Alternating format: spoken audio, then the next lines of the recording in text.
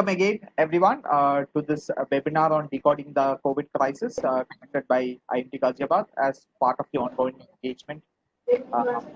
So it's my pleasure to welcome on board all three panelists. We have three panelists on board, two from our faculty side and one of our distinguished alums. It's my pleasure to welcome on board Professor B.K. Vishwas, the Dean of Research at IMT Ghaziabad. Professor Vishwas is part. Hi. Hello, sir. Professor Vishwas is part of the Strategy, Innovation and Entrepreneurship area at IMT Ghaziabad, and he's a seasoned academician, having held multiple leadership roles prior to his stint at IMT Ghaziabad. This includes being the VC of Skyline University in Nigeria, the director of IFMR, director of LBSIM, and a long stint as a faculty at IIFM Bhopal. Sir, it's a pleasure to welcome you to this particular. Thank you, son. We are all together. Yes, sir. We would love to hear from you regarding your insights into the current crisis, and probably you can, we would really like to hear, since you are a seasoned academician, you would have a lot of insights in terms of how exactly institutes like IMT Ghaziabad are helping the students, overcome this particular crisis. Ways around how we impart the education, how do you deliver the content, and ensure that the quality is matched, similar to an offline class. So these would be some of the things we would look forward to hearing from you. Yeah, why don't you introduce all the panelists first, then I can speak? Yes, sir. So going forward, our second panelist board is again one of our beloved professors from the institute, Dr. Ashok Agarwal. Welcome aboard, sir. Professor Agarwal is a fellow of Indian Institute of Management, Ahmedabad. Prior to joining IMT Ghaziabad, he has a lot of experience. I think the echo is starting off. Okay. You hear me without the echo now? Now it is without echo. Yeah. Professor Agarwal has worked extensively in the financial services sector, including various stints at group companies of the Escorts Group. I think he was the MD and CEO of the Escorts Mutual Fund just before his stint at IMT Ghaziabad. So it's a pleasure to welcome you, sir. We would like to really hear, as an expert in the area, you would be the ideal person to let us know, your insights into how this has impacted the economic impact of the COVID crisis, and probably if you can analyze in terms of how some of the governments and companies have actually responded to this particular crisis. That would help us get some insights into how generalizable some of these learnings are in other industries also, including the education sector. So welcome, sir. We look forward to hearing from you. And the third panelist on board is, it's a pleasure. It's always a pleasure to welcome back alums to the engagements of the institute. So it gives me great pleasure to introduce our distinguished alumnus, Squadron Leader Himanshu Hemrajani. Squadron Leader Himanshu is a veteran from the Indian Air Force, having served the nation for close to 10 years as part of the Indian Air Force. He's a technical expert with expertise in surface-to-air missile systems, and has worked extensively in the supply chain vertical while in the Indian Air Force. Currently, he's working as a GM with McLeod Pharmaceuticals, and is involved in the recruitment and policy planning at a corporate level. So the diverse range of responsibilities handled by Squadron Leader Himanshu would help us, help him again give us insights into some of the sectors, how exactly COVID has impacted the various sectors. In addition to talking about the COVID crisis, especially when we have alums coming on board, we would always like to hear about your experiences at IMT Ghaziabad, and that would be of interest to some of our participants. Okay. Okay. Good afternoon, everybody. Can you hear me? Son, can you hear me? Yes, sir. Perfectly. Yeah. Okay. Good afternoon, everybody. All the people who have joined for this webinar. We have a wonderful panelist. We have Professor Agarwal from industry. We have our alumni, and I'm a thorough academician. No, I have not spent time in industry, but I have seen education from different perspective. I have been in government. I am in private. All kind of permutation combination I have seen. You see, this COVID-19 has provided a tremendous opportunity to use technology or leveraging the technology. And people's specifically higher education is badly hit right now all over the world, not only in India. All at all levels, the education has been affected very badly, right from the school till the higher education, everywhere it is. But I think what is important for us to understand, we need not lose the hope, because technology is at our side to help in tide over these kind of situations, specifically when we are talking about engagement with the students, whether it is full-time students, whether it is executive education, whether it is part-time students. What is important that as an institution, our you see, technology is not new. Technology has been there before, and also before COVID. There has been online education prior to COVID also.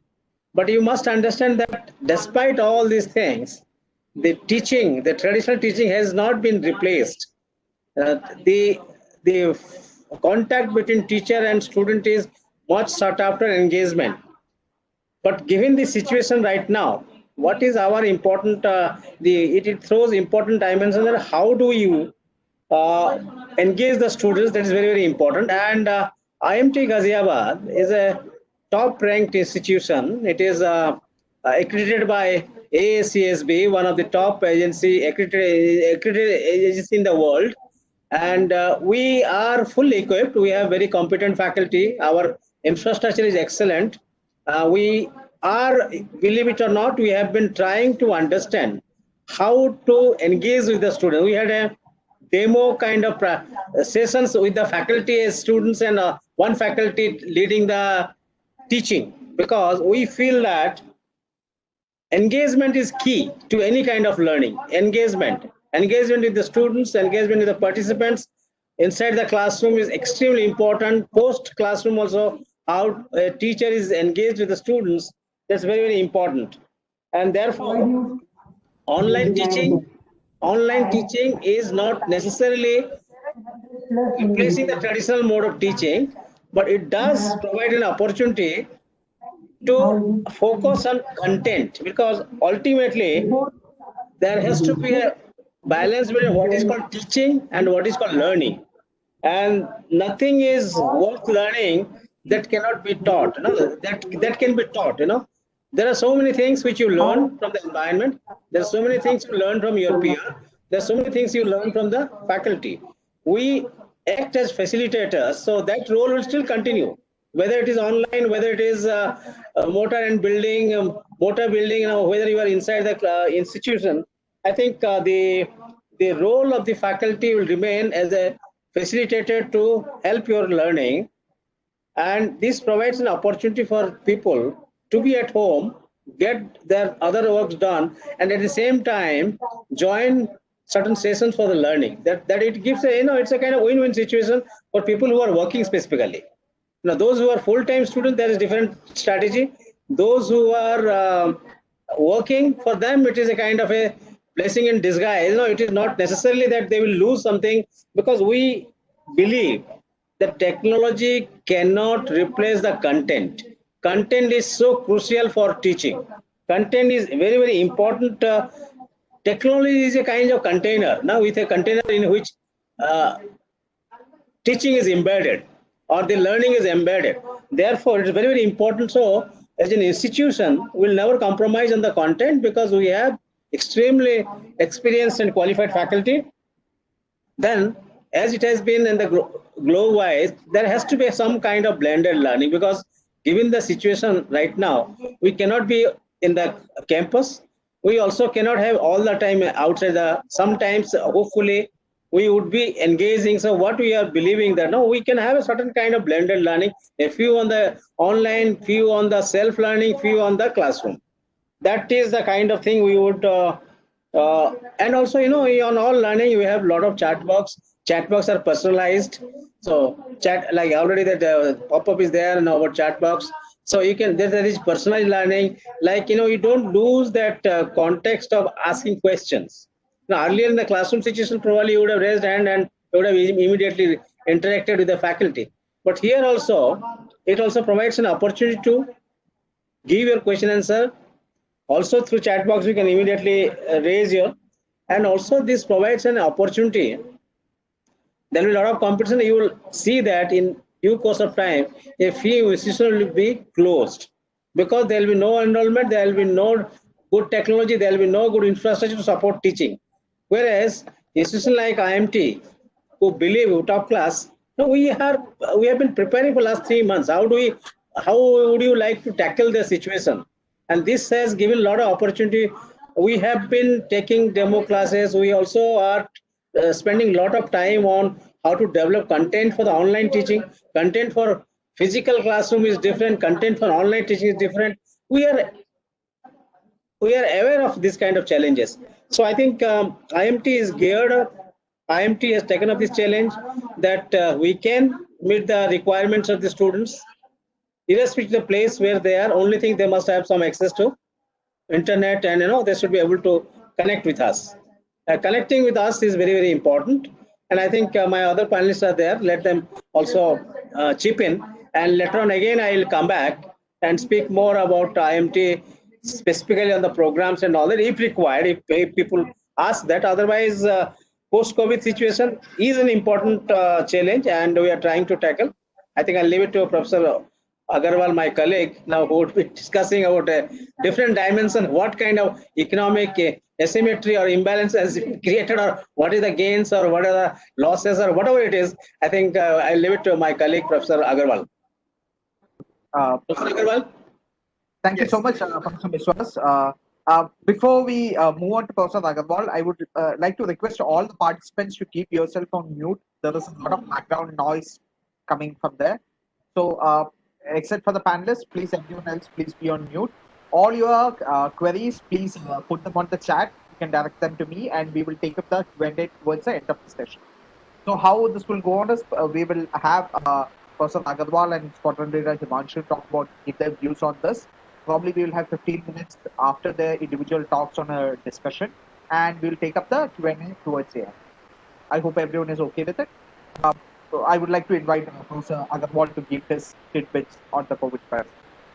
Over to you, sir.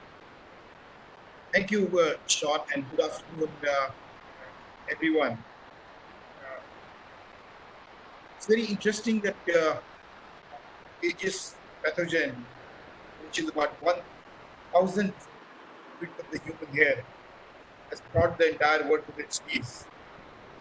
Besides loss of 5.29 lakh lives, inflicted economic damage we haven't seen in decades. And it is crippled actually global economics. Yes, that is what is COVID-19, so-called coronavirus for you. Basically, if you look at the Google search, it shows about 640 crore results as of today morning. 640 crore results. It shows the kind of impact this has had on us, on the human lives. There are hundreds of these viruses that can infect birds and animals, and we only know the 7. I think we have SARS, etc. This is a new kind of a virus. Before I talk about the economic impact, let's understand, because there are lots of unknowns and lots of unknowns about going around in the media, in social circles, in discussions, in the more scholarly discussions, in more mundane discussion, journalistic kind of discussions. Now, there are only 7 which, and corona is the most novel one, which is the recent one. It basically, I go over to what we know about it and what we do not, so that we can really assess the impact. What I'm going to discuss with you about what, in order to contain this so-called virus, globally there was a lockdown. First, in a very, very brief idea about what we know definitely for sure is that it's like any other flu. However, it impacts lungs, and there is a breathing difficulty, and there is symptoms are known. It's also known is that existing comorbid conditions can cause cases are severely impacted. And also data across the globe, the agency which are tracking that shows that smaller children, roughly about maybe up to 10, 12 years of age, they are less infected. Now, the reasons are still not known. And we also know that a lot of cases show no symptom or they are asymptomatic. Uh, Coming to what we do not know, why do some people get sick even when they do not have the comorbid conditions? Now, this is something which is unknown. Now, second is transmission. I do not know for sure. I mean, in the sense that there is no clear. Yes, there are. Today morning, I received a message which spoke about that whether it gets from surfaces. Yes, it comes from the physical contact, somebody sneezing, etc. But on surfaces, earlier some viruses could have stayed there up to 9 days. Now, how long it sustains, that still is unknown. Whether uh, weather has an impact, we have seen that earlier they were talking about that winter, summers, etc. But I think going by the example in India, virus has survived heavy summers and still the infection goes on unabated. And we also do not know how many people are infected unless we have actually done the study and how many people can, the technical word that is so-called R naught, which is that how infected the people are, how many people one person infect. Also, this is unknown. So basically, with these unknowns, what we can do best today is to have a saying, to have a mask, do a hand washing, physical distancing, do not go to the crowded places. That's only, so there's no need to panic, there's only a caution. Now, I look at the economic impact of all this. Now, for the starters, this is one epidemic which has actually impacted. If you look at demand and supply growth, you can go back from 1929 till 2008 crisis. It was largely demand side. Demand and supply both getting disrupted is something unique as far as understanding of COVID is concerned, because people are locked down. So at one level, beside the essentials, it has impacted like travel, tourism, aviation. Some sectors are impacted more, some are less. But let's understand it basically, first is the global nature. According to World Bank estimate, about 5.2% contraction, the GDP is anticipated in 2020. Further, their assessment is that it's going to result in a deep recession, will result in lower investment, then erosion in human capital, cost work, schooling. I think the education Professor Biswas talked about, fragmentation of global trade and supply linkages. Now, I think you might have also read about that a lot of material from China has been lying on the docks.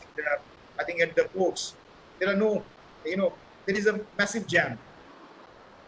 Then we see that we have seen during this period energy exporters. I think oil prices took a hit, and they nosedive to a $15 per barrel.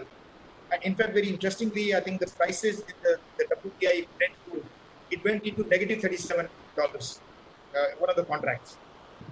This has also resulted in what I call protectionism, because as there is a restriction in the trade, more and more countries are putting up restrictions, like whether it's Trump's H-1B visa restrictions or restrictions of other countries not allowing ships to dock.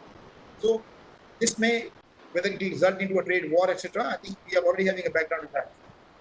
Now, while during this time, retail, telecom, and high tech has been the beneficiary, aviation, hotel, restaurants, etc., malls, multiplexes, and basically losing down.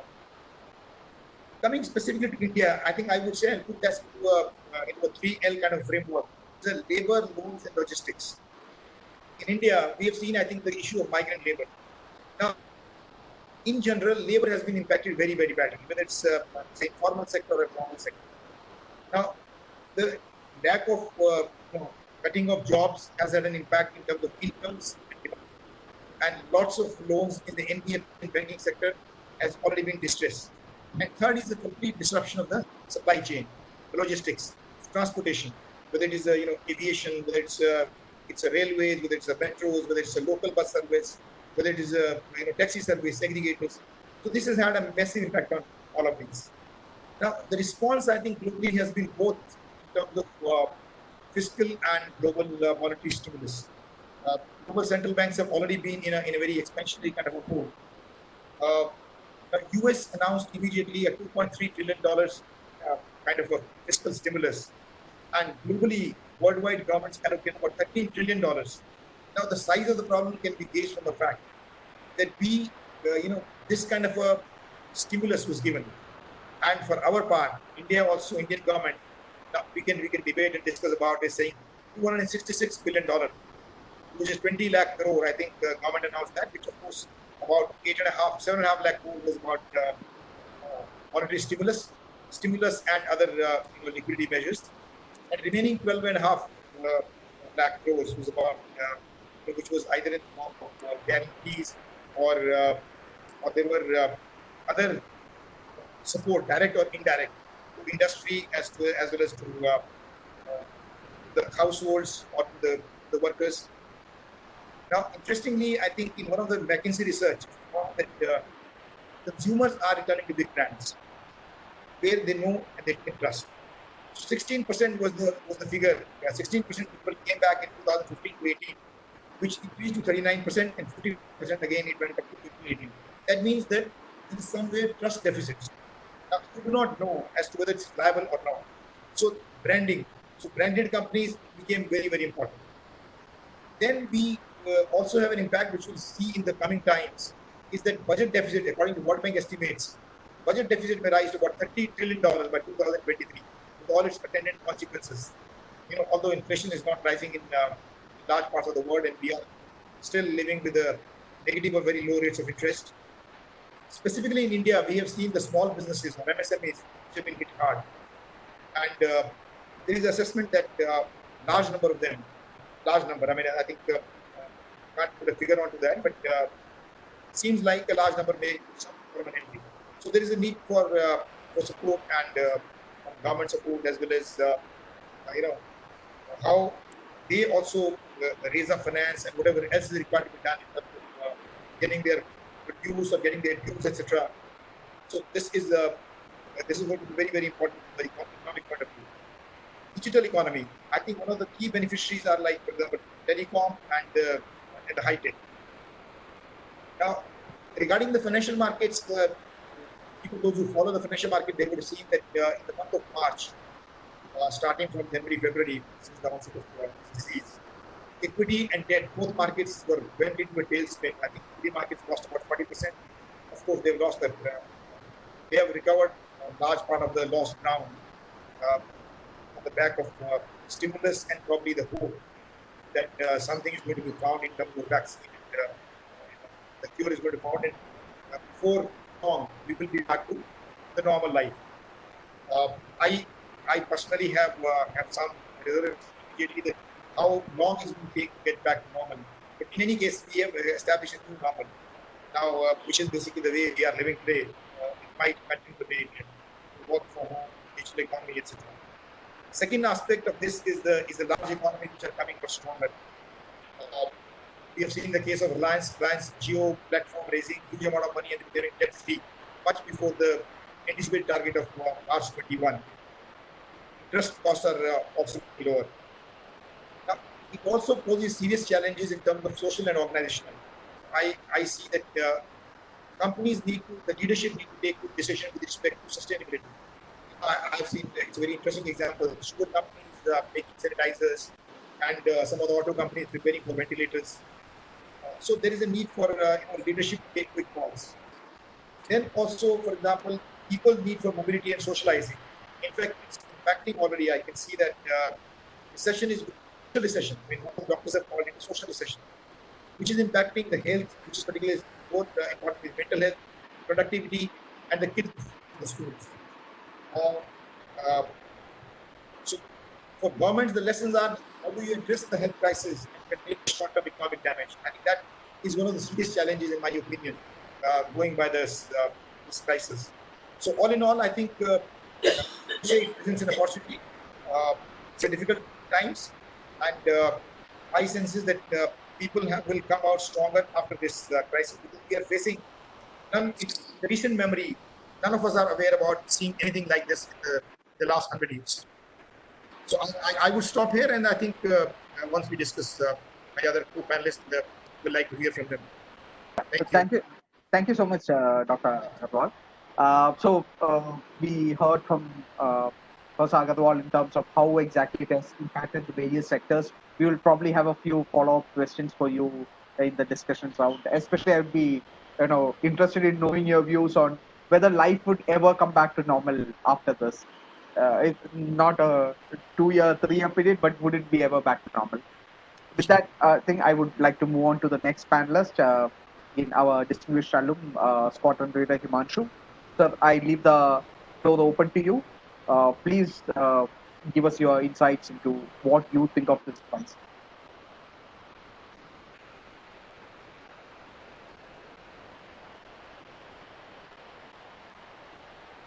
Squadron Leader Himanshu? He has to unmute, huh? Yeah. Probably you'll need to unmute. Yeah. Is it audible? Yeah, now audible. Yeah.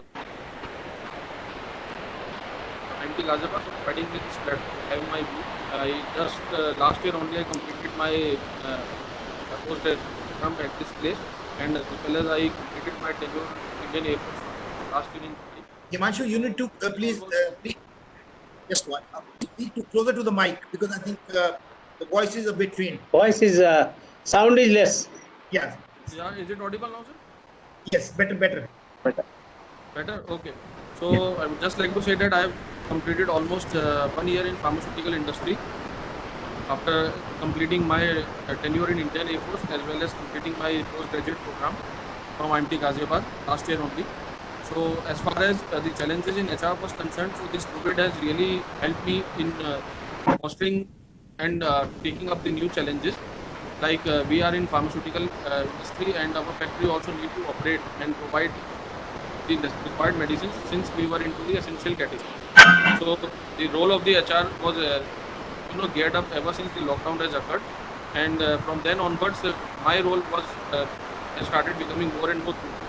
So I would just like to highlight how we have gone about in coping up this crisis in order to maintain the productivity at our plant level, as well as ensuring the the health and the hygiene of the people also, which needs to be paramount. So I would like to say that first and foremost, the lockdown was declared. So my first role was involving getting the tie-up with the government official, that is with the DM, DC, and the SP office, to get the transportation done up for the employees to turn up to the factory. So this was the initial thought process with which we have started. And then further, we started up, providing the sanitization at the entire plant. We are at the pharmaceutical background, so we were equipped with IP and all other solutions. So this was also then started becoming one of our SOP, to sanitize the plant twice a day in order to maintain the standards which were expected, keeping the the safety of the employees to be paramount. And then also we have put up sanitizers at the entry and exit of the important production areas, so that we were dealing with the contractual manpower. So these were the people who are less educated. So our responsibility towards them becomes much and more important. Then comes the important aspect of having the buses to be equipped with 50% of the capacity, as which used to run at 100%. So we need to be again transportation, which was required to make sure that productivity doesn't get affected. Also, we need to take up this thing with the corporate and does a lot in order to facilitate our job. Sir, you were saying something? Please go ahead, Himanshu. So this was the first phase. We started our plant with 50% of the capacity, and then gradually, with the responses which we have with the tie-up with the corporate official, figured our plant into 3-shift mode, and now currently we are running exact manpower as we used to have the original. So I think the 20 to 25 days to still populate the new SOPs which were required in the pharmaceutical industry also, keeping the safety of the employees to be paramount, and plus we need to also ensure that productivity doesn't get. And I would like to just add on this point that the crucial role of the HR was, this crisis has really taught me in a short span of 1 year, as far as corporate experience is concerned, that how I would like to go forward, in corporate with the actual challenges with the HR. This was the first aspect. Now the second aspect lies, once the thing has been formalized and now we have entered into unlock phase 2, is the recruitment process. Like the IMT is facing the challenges, to organize online classes and how to, make students more and more accustomed, since we cannot have the physical classroom. So over there again, with the help of Cisco, Alex, and this one, the Zoom app, we have now almost streamlined all of our recruitment process, all the process, even the for the freshers, the written exam what we are conducting is all now we have populated with an online process, so that the last thing only comes is the physical appearance of the candidate who is likely to join us in a span of 1.5. So yes, the coming to the second part, the recruitment process, which we used to have physically before the COVID-19 crisis, has again now taught us the importance of all the internet and the IT devices, so that we are now in a position to again look after the things. They were attrition also at this point of time due to various reasons. Some were first and some people weren't able to find at this time. So in a nutshell, if I would like to summarize, is that each and every challenges taught us lessons in some or the other manner, but human beings, always find some or the other alternative, keep on running, as was discussed by prior to me by Hello? Professor, as far as the IMT teaching were concerned, and the similar trend they followed in the pharmaceutical. That's all as far as my experience was concerned during this crisis, and this is how we formulate our strategies in order to ensure that productivity is not happening. Thank you, sir.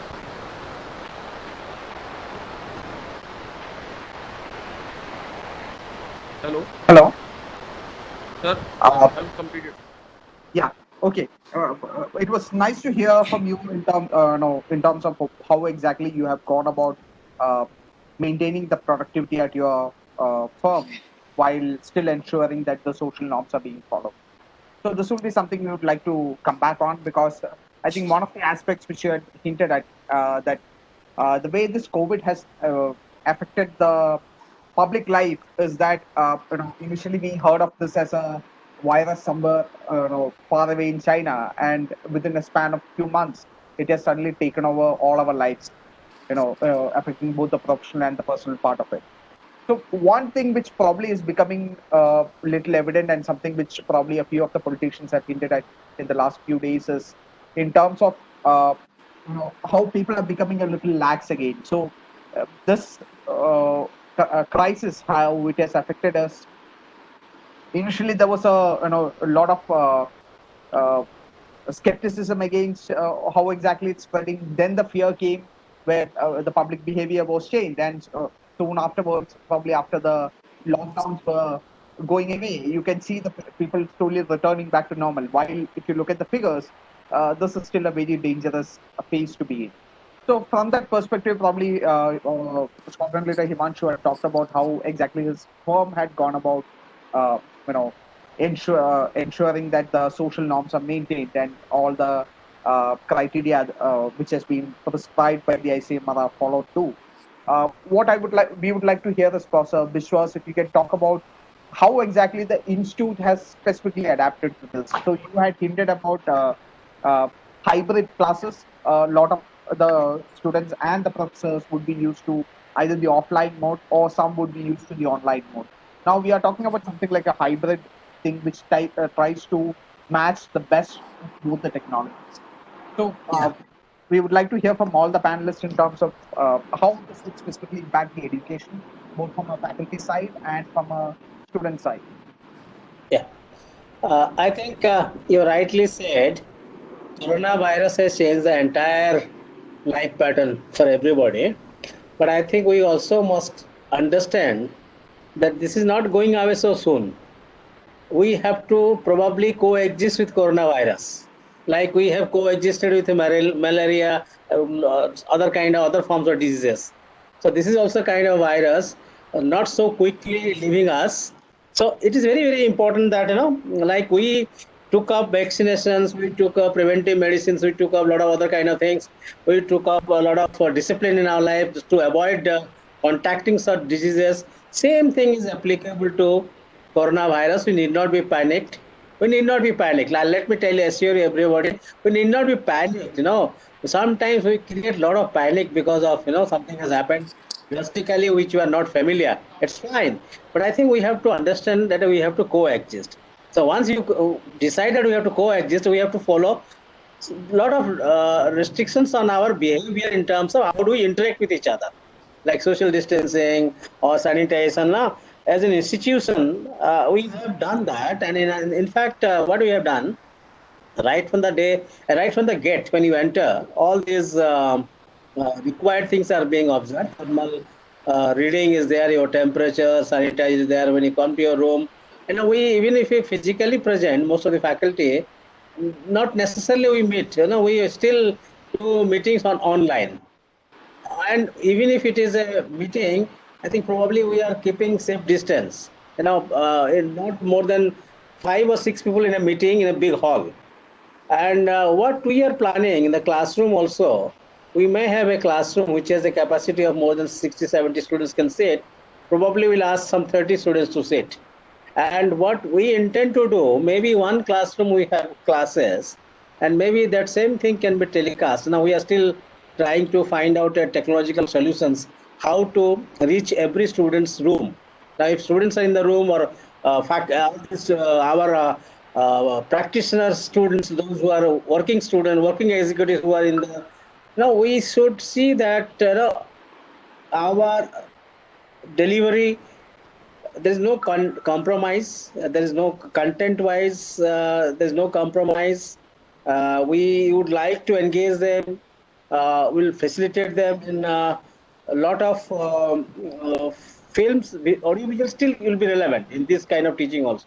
And there is technology which you can see in a normal classroom. What you would have seen, the PPT or the audiovisual, same thing can be also shown in the online classes. That is not a difficulty. Only thing is that impromptu instant interaction with the faculties probably will be missing. That part will be missing. But then a little bit of time lag will be there, but we can always get engaged. With a little bit of time lag, faculty can get engaged with the students, whether it is executives, whether our full-time students, or whosoever it is. I think we need to understand this is a difficult time. We have to adjust according to the situation, and we have to have a little bit of patience. That's all. And I think slowly, like say for example, my generation, when I studied in I did my master's in say around 70s, late 70s. We are not so much into the technology, but that does not prevent me to be with the younger ones to adapt to the technology. So I believe that we can, depending on the degree of difficulty and situation, we must know how to adapt to the situation. That is adaptability is the key. And that because of the adaptability, human being is superior than any other mammals or whatever it is. So I think we have the ability, we have the capacity, we have the skills, we have the knowledge sets. I think now we have to see how best we can integrate all these things for learning. That's very, very important. And IMT is very, very conscious about imparting education, which will be relevant and still very, very important. I'm leaving it to other panelists. They can chip in with some of their points of view. Then again, I'll come back when it's necessary. Professor Agarwal, would you like to add on any points to this?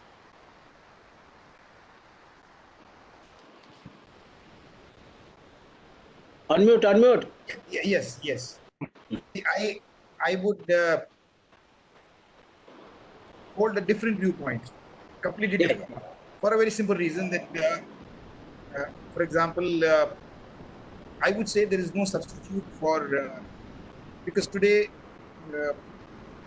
this is, I would say, a condition, making the virtue out of necessity. Now, online is the way of life. But I'm saying primarily from an education point of view, and particularly from a management education point of view. Of course, that also is true about maybe secondary or lower education. It basically means that today you moved away from purely disseminating knowledge. Today it's a matter of mentoring and coaching. we need to really build students as managers and managers in a dynamic environment. Now, I would say there the group learning, interacting with the group, today multinational corporations, you're working across cultures, you're working across geographical boundaries, you're working with in various divisions.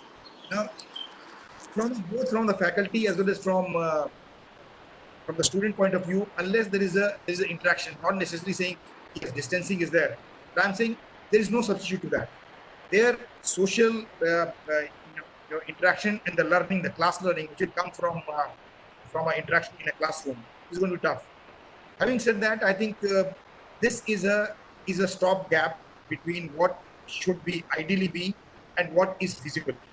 Now, most business schools are doing what is feasible at this point in time. I, I know that they can't really risk anything, spreading the virus within the campuses. Surely, I think, but they probably even technologically, they probably would need to find out a way as to how the class can get, how the 20 people can get engaged at one time. You give a very controversial subject in a classroom, you will have a very heated discussion, and maybe on an online basis. Now, if there is a heated discussion, you can't really control it because who knows when somebody is speaking. Okay, either you raise your hand and keep quiet. Now that part of the animated discussion, the viewpoint, and the way you really look at, which is replicating the real life. Okay, in some way, like whether we are part of a boardroom or whether part of a committee, etc. It's going to be challenging. Nonetheless, I think it's going to be a coexisting with the offline and online both. And Yes. next time we find an innovative answer, let's accept what we have. Yeah. Okay. Thank you, Professor Agarwal, for your insights. In fact, I think what Professor Biswas and Professor Agarwal was saying reflects some of the discussions which the faculty have been having over the past few weeks in terms of how exactly to take this hybrid mode of education forward. So, just to add on, I present a slightly different view. I somehow think of the opportunities which are there, the possibilities which are there, which probably was limited in a offline setting. For example, ready access to online materials. You can have 100 students chatting on the chat window, like this thing where students can actually go back to the recordings, go back to the chat windows, and see the kind of discussions that happen. So it does come with its own challenges, but I also see it as a kind of an opportunity, which probably the business schools are, all of them are trying to combine the technologies to overcome. Another point which probably, just to come back to Professor Agarwal, one of the points which you had mentioned during your talk was in terms of how it has affected the supply and demand. So what are your views on in terms of, and you talked about the response measures which many of the governments have taken, primarily in terms of a fiscal stimulus which has been put in. So if you contrast between the fiscal stimulus which has been put in by the different countries as compared to India, how do you see it affecting the supply and the demand side? Does it address all the problems on the supply and demand side, or are some of these solutions limited to one of the sides? Basically, I think the US, by putting a large stimulus, US is running a deficit already huge. Their public finances are nothing great. However, going by how their economy is, they have put up 2.3 trillion dollar kind of package. And incidentally, I think all the US citizens they have been getting something like $1,800 a month in their accounts. Now, this is basically the money in the hands of the consumer. This I have got a first-hand confirmation from a lot of people saying, now this is irrespective of what your economic status is. The question is what they are saying is whether you are earning $100,000, $150,000, or maybe $10,000. Now, as compared to that, some other countries like UK, Europe, etc., they have also put in a huge amount of stimulus. Now, in India, our fiscal position has not really been all that great. I think, which is also evident by the fact that we have had this fuel prices being raised, and huge amount of levies on the liquor, just to, because government finances are in a precarious kind of a condition. Disinvestment has not been able to get the government major revenues. and the only option for them is to really monetizing the deficit. Now that really holds the key with respect to, there have been views which is you can do that or you probably cannot. So my own sense is that the immediate concern with respect to pushing the demand, which has been taken care of by some extent. Now this opening up, the fresh opening up creates a problem in terms of saying spread of virus, while it supply chains will take some time to, because they are broken. Technically speaking, supply chains are taking longer than effective. There is a demand. Now that if you look at companies like Amazon, etc., they are saying that our GST collection was 90,000 rupees, 90,000 crore rupees in the month of June. Now this was very close to what was in the month of June 19. So effectively, the demand side is fast taken care about because the government demand is there as well as the private demand is there. But supply side is going to take a bit of time, in my opinion.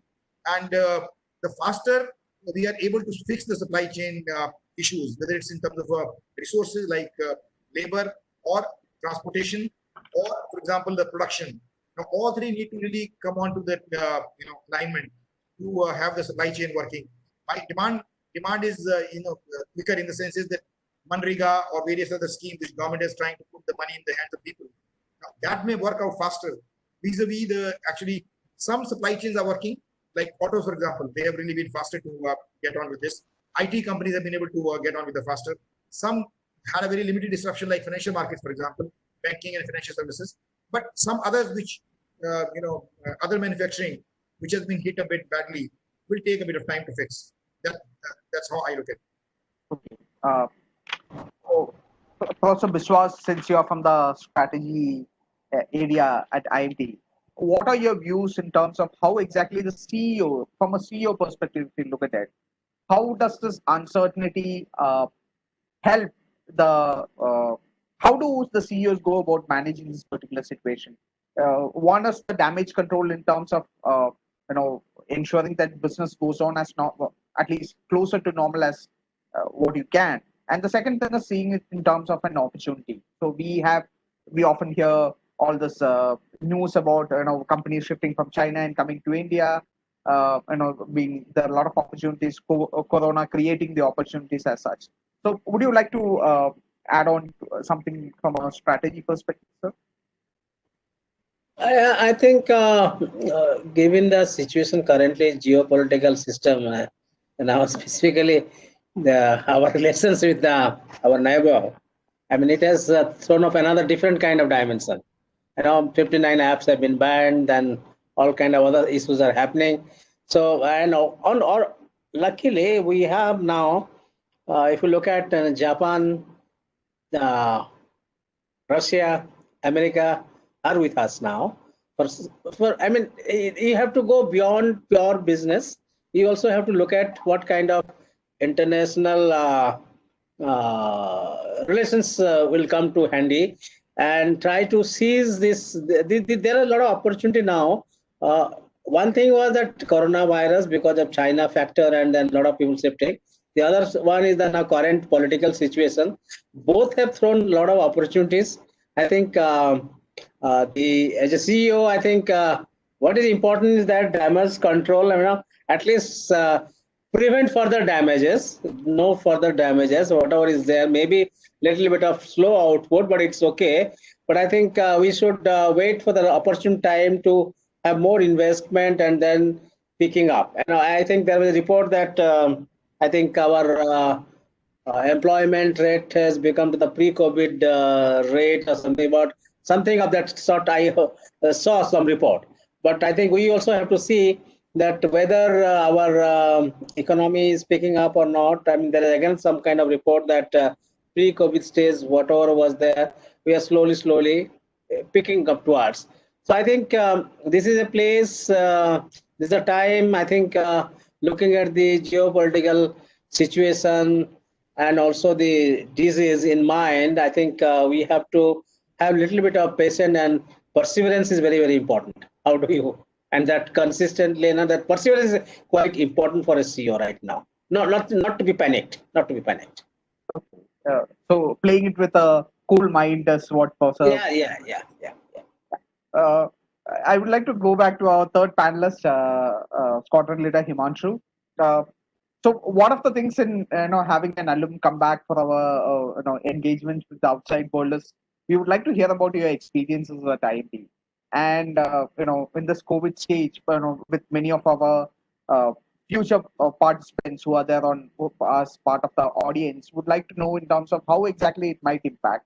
So, if you can share a little bit regarding your experience and why you think this won't be a problem going forward, that would be great. So, sir, as far as my experience is If you can come a little closer, I think your voice is it audible now? Yeah. Now is it audible? Yeah, please go ahead. Yes. Yeah. So, sir, as far as my experience was concerned, so one of my primary reason of connecting with the IMT Ghaziabad and pursuing a postgraduate course was I was completing my tenure with the Air Force in the next 2 years in 2017. So I was looking after, imbibing certain education in myself so that I can cope up with the corporate level, or maybe not coping up the requirements at the corporate level, so I can brush up certain skills. And secondly, to have a after completing a certain course, most importantly, to enhance my educational background.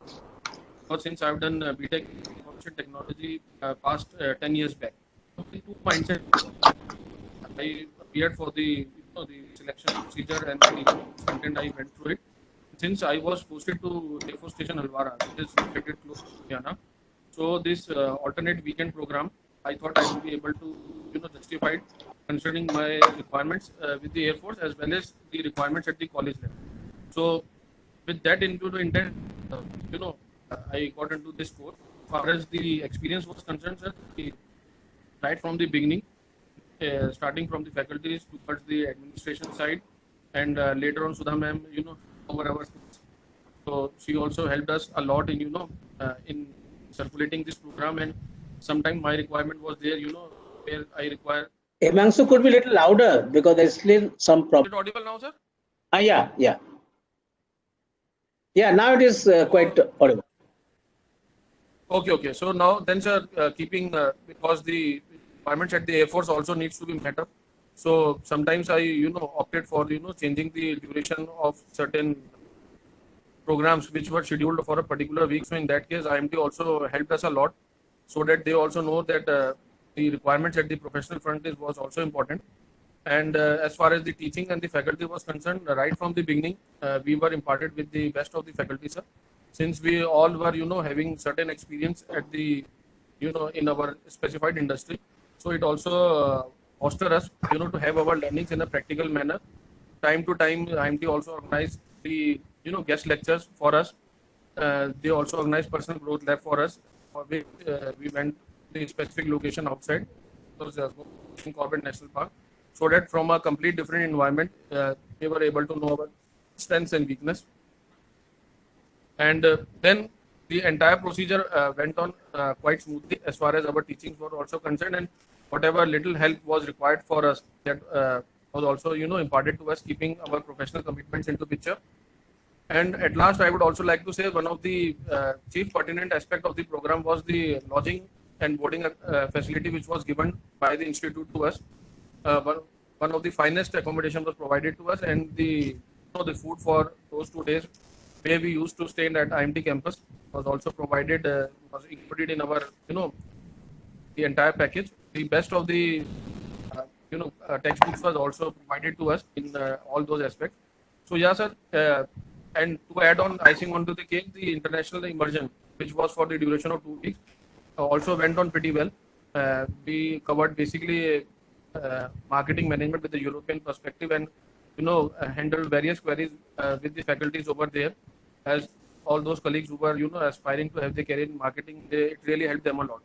So yeah, as far as the 2 years teachings and my experience was concerned, it was handled pretty well, considering the different experience level of various requirements were also taken care of. And as you also mentioned, lastly, as both of you also mentioned, that classroom teaching, that classroom teaching cannot have any substitute. So,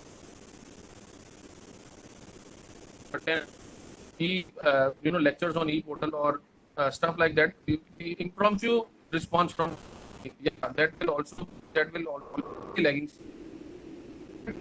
Necessarily, guidance, teachings, or whatever stuff faculty would like to to the student, they can always take. But yes, there will always be certain time lag when it the students was entered. But as far as the level of difficulty will always get back to in the short possible time. Yeah, Always that's be right. some issues with the the classroom as well as the program we used to have it. But I'm sure the faculties were here to like fill that gap as in the smallest possible thing, responding to the queries of the students in the smallest possible. So, Uh, in a nutshell, if I I think would there is like to share some my problem with the experience connection. of trading, uh, is It's going off. I think there is is it some audible sort of now, sir? disturbance.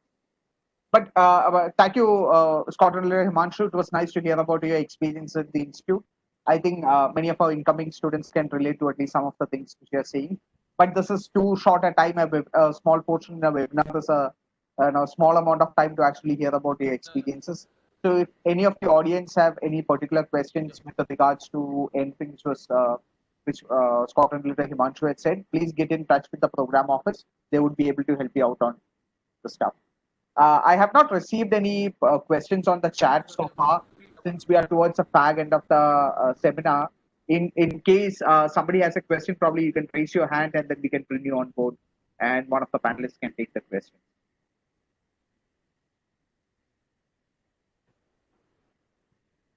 Okay, we have one question regarding the manufacturing sector and the reviving of the manufacturing sector by Ampuj Agarwal. Uh, So he had some questions regarding the current issue going on with China and government directives for blocking the incoming material at the customs. Uh, so his question is: can we look for alternatives? But he would also like to understand the panelists' views on the whole situation. That if the manufacturing sector can actually emerge stronger from this crisis, whether this presents an opportunity for India as such. Uh, Professor Agarwal. It is for Professor Agarwal. Yeah, I can see a smile on Professor Agarwal's face already. Yes, sir. I would also like to add after sir has said. Yeah, Please. please. Both of you can have. After sir only. After. Basically, I think industry has got used to be dependent on China for and largely due to one reason, which is basically the cost. Chinese have been able to produce whether raw material or finished products at a cost which is extremely competitive. I mean, where you can't use the kind of volume they are producing. So the manufacturing, whether it is barring a few specialty chemicals where India holds an edge. Now, other than that, even some of the raw materials which come from China, my sense is that yes, I mean, I think already some industries have started looking at alternate supply locations, but it will happen immediately. That is a doubt. And whether Indian industry will be able to come up, it certainly presents an opportunity. However, now having said this, that an opportunity itself does not mean that that we'll be able to capitalize on this. There are lots of issues. I mean, I would say that notwithstanding the best of the intent, now look at manufacturing. I would say MSME, for example. Look at I have quite a number of MSMEs. Now the people there say, for example, is that yes, 300,000 crore rupees worth of loan guarantees issued by a central government. Okay, now this without any collateral. Now the loan should be given. Now you ask a banker, in a genuine this thing, you are a banker, put yourself in their shoes, saying the company's finances are distressed. Now the supply chains are broken. They don't really have the material which is coming in. They already have a financial burden. Now, would you lend it to them? They have a product which can be sold, which has a market, but at some point in time, but they are not as competitive as, for example, it's better to import from China and sell it here. Now, in order to develop the domestic industry on a par footing basis, it would require a lot of effort from both our banks, government supporting it in the interim, presenting a lot of companies, startups coming and MSMEs fighting among themselves, developing the local market. It's a complete ecosystem. Like the way we develop, for example, is automobile sector, and the way we develop, auto ancillaries.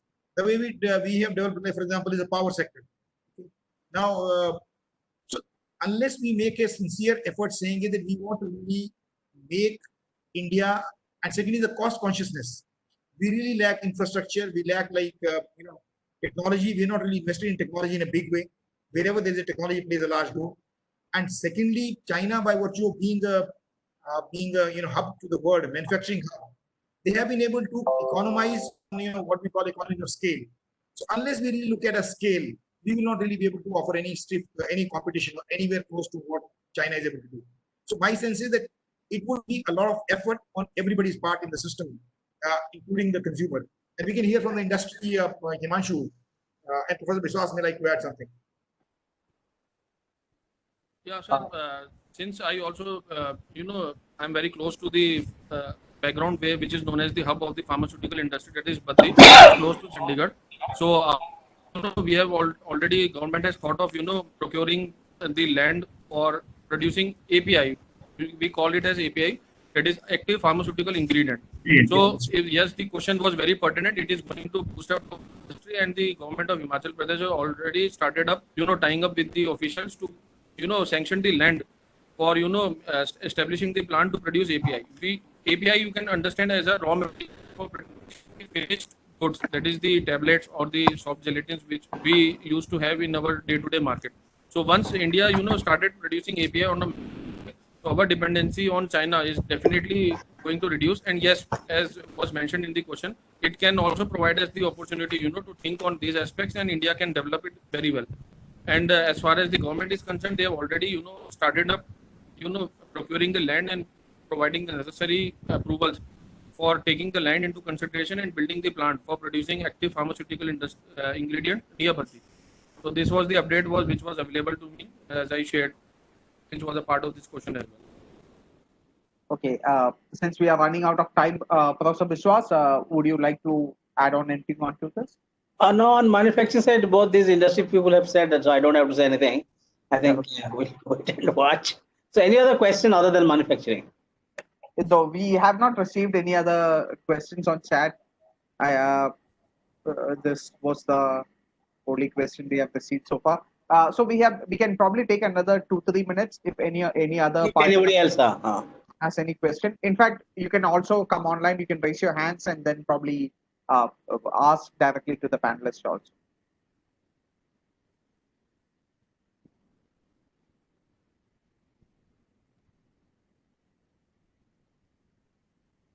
Okay, they are very guarded response. Very guarded response.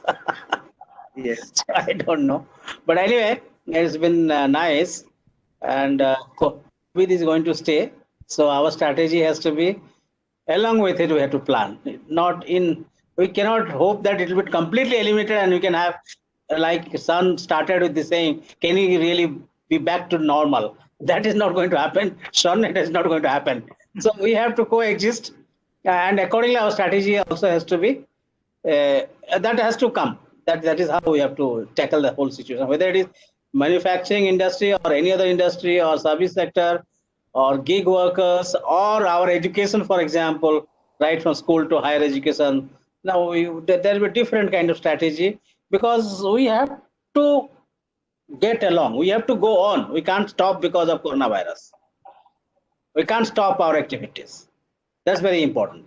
So therefore, we have to strategize, we have to innovate, we have to, depending on the situation, what is best, eclectic approach we have to follow.